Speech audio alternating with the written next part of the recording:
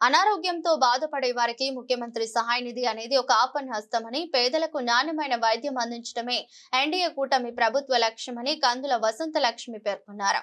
ప్రకాశం జిల్లా కొనకనమిట్ల మండలంలోని పలు గ్రామాల్లో గతంలో అనారోగ్యంతో హాస్పిటల్లో చికిత్స తీసుకుని కోలుకున్న నలుగురికి 5,91,554 రూపాయల విలువైన ముఖ్యమంత్రి సహాయ నిధి చెక్కులను మార్కాపురం శాసనసభ్యులు కందుల నారాయణ రెడ్డి సతీమణి కందుల వసంత లక్ష్మి స్వయంగా వారి ఇళ్ల వద్దకే వెళ్లి లబ్ధిదారులకు అందజేశారు.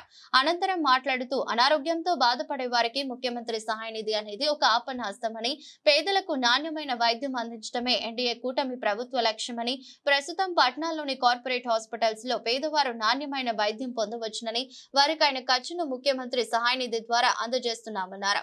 అనారోగ్య సమస్యలతో బాధపడుతూ అనేక మంది పేద ప్రజలు ఆర్థిక ఇబ్బందులు ఎదుర్కొంటున్నా వారికి అండగా నిలవాలన్నదే చంద్రన్న కూటమి ప్రభుత్వ ధ్యేయమన్నారు. పేద ప్రజలకు ఎటువంటి సమస్య వచ్చినా కూటమి ప్రభుత్వం తక్షణమే స్పందిస్తుందన్నారు. ప్రభుత్వం చేసిన మంచిని ప్రతి ఒక్కరు గుర్తుంచుకోవాలన్నారు.